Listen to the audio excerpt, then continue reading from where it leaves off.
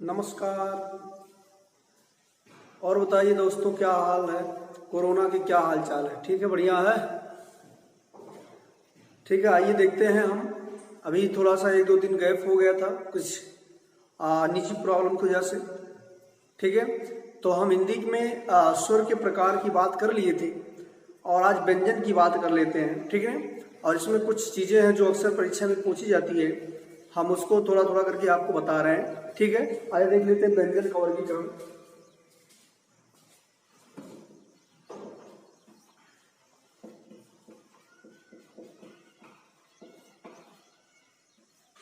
ठीक है, व्यंजन का वर्गीकरण इसको 2 तरीके से डिवाइड किया गया है। पहला तो है उच्चारण स्थान के आधार पर। उच्चारण स्थान के आधार पर। ठीक, अब ये उच्चारण स्थान के आधार पर, इसको हम संस्कृत में बात कर चुके हैं। ठीक है, फिर भी आइए यहां पर बात कर लेते हैं। कंठ से ये उच्चारण स्थान हो गया, उच्चारण स्थान। अब ध्यान दीजिएगा, कंठ,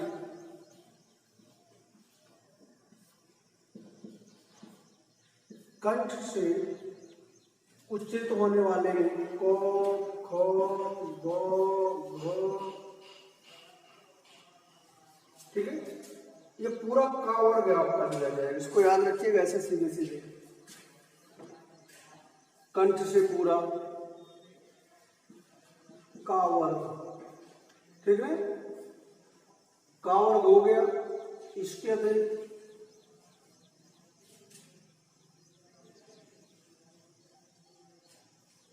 विसर्ग भी इसमें आ जाता है। ठीक, इसके बाद आता है आपका तालव्य। तालव्य से चावल या और सा। दंत मूर्धा देखिएगा, ट वर्ग, र सा,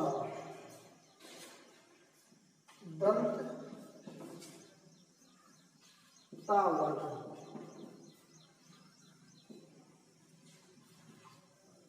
हो गया त। इसके बाद एक वर्ष होता है। ठीक है, वर्ष, वर्ष, इसमें न स र ल, ये वर्ष होता है। ध्यान दीजिएगा, ये वर्ष क्या होता है, जो मैंने बताया था कि मूर्धा और दंत मूल के बीच में, मूर्धा और दंत मूल के बीच में जो स्थान होता है उसी को वर्ष बोला जाता है। ठीक है, इसके बाद ओष्ठ, ओष्ठ से पूरा पावर। ठीक, तो इतना हो गया ये उच्चारण स्थान के आधार पर। और देख लीजिए इसमें, इसको आप स्क्रीनशॉट ले सकते हैं। ठीक है, आगे बढ़ते हैं।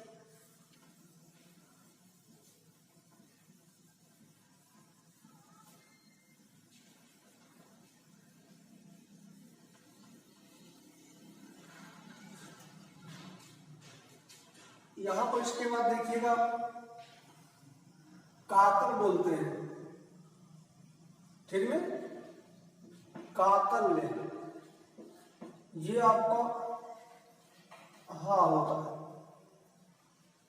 तो इसको याद रखने की जरूरत है। कातल, ये थे उच्चारण स्थान के आधार पर। इसके बाद हम बात कर लेते हैं जो व्यंजन का वर्गीकरण किया गया, ये प्रत्यय के आधार पर। तो प्रत्यय के आधार पर,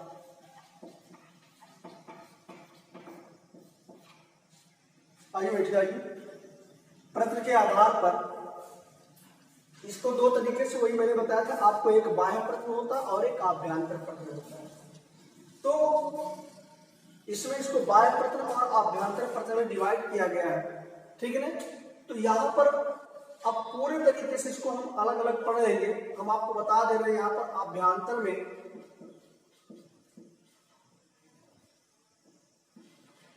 इसको डिवाइड किया गया, कहीं कहीं अलग अलग किताबों वाला तरीके से डिवाइड किया गया, ठीक है।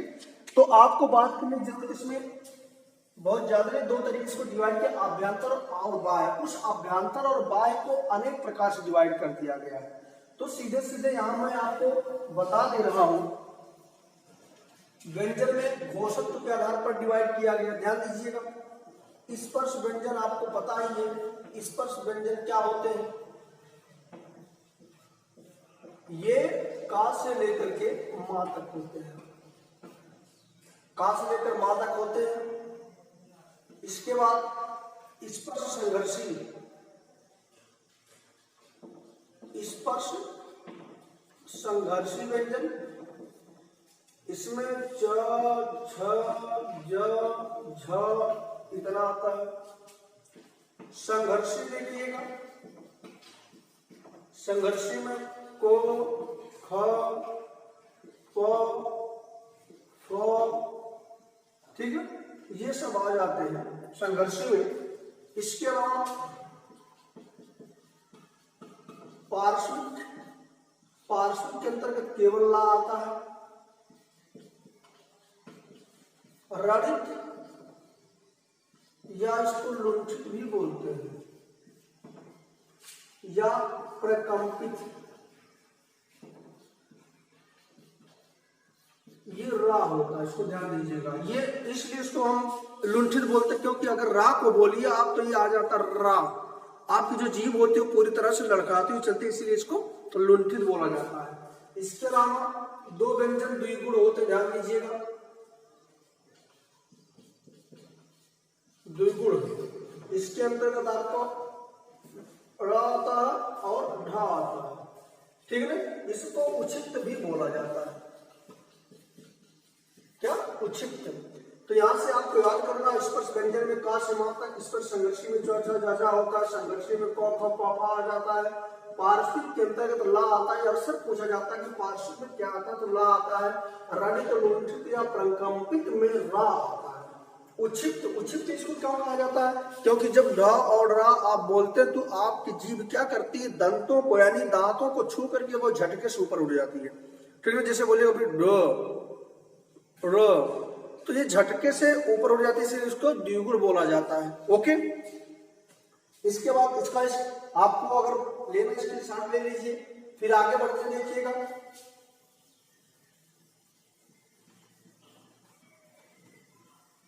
हाँ, दो तीन चीज इसमें जरूर याद रखिएगा कि पार्श्विक ला होता है, रड़ित प्रकंपित जो होता रा होता है, और इसके बाद द्विगुण में ड ढा आता है। इसके बाद देखिएगा घोषत्व के आधार पर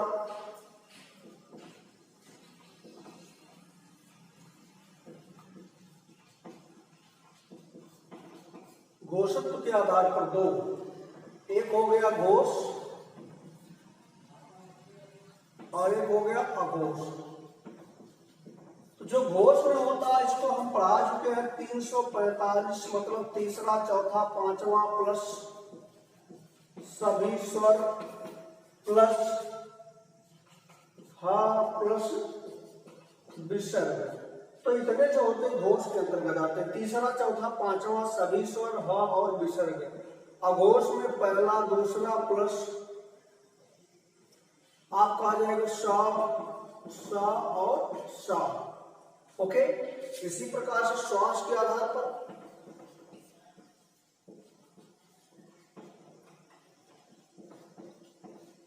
श्वास के आधार पर भी दो प्रकार का, एक होता है अल्प प्राण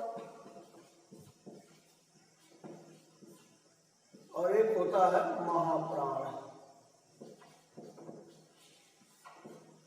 तो अल्प प्राण के अंतर्गत ऐसे अक्षर आते हैं जिनको बोलने में कम सांस बाहर निकलती है। तो जब कम सांस बाहर निकलती है उसको अल्प प्राण कहा जाता है, और बहुत ज्यादा मतलब ज्यादा सांस बाहर निकलती है उसको महाप्राण कहा जाता है। तो अल्प प्राण के अंतर्गत आपका आता है 1, 3, 5, यानी कि पहला, तीसरा और पांचवा प्लस या, वा, रा, ला, ये अल्प प्राण में आते हैं। महाप्राण के अंतर्गत जो शेष बचा 2 और चौथा, यानी कि ध्यान दीजिएगा जो हम स्पर्श व्यंजन में क ख ग घ अंगा पढ़ते हैं उसमें जो विषम संख्याएं हैं, विषम संख्या देखिए 1 3 5, ये विषम संख्या जो होती है अल्प प्राण होती है और जो सम संख्या होती है ये महाप्राण होती है। प्लस इसमें आ जाता है आपका 100 और ओके। तो ये घोषक के आधार पर घोष हो गया, अघोष हो गया, श्वास के आधार पर अल्प प्राण और महाप्राण, ठीक है। और इससे कुछ और इससे संबंधित कुछ बातें हम कर लेते हैं, ठीक है ना। इसको आप इसके साथ ले लीजिए, इसको पढ़ते रहिए लगातार और सुनते रहिए। अभी तो धीरे धीरे हम शुरू कर रहे हैं, धीरे धीरे और चीजें आपको मिलती जाएंगी। संस्कृत की बात करते हो तो मैंने आपको बताया था कि जो अयोगवा होते हो हिंदी में 2 होते हैं। तो हिंदी में 2 अयोगवा होते हैं। ये आपका होता है एक अनुस्वार और एक होता है विसर्ग। ये संस्कृत में 2 होते हैं और किशोरीदास वाजपेयी ने इनको जो है स्वरों के अंतर्गत रखा था, ठीक है।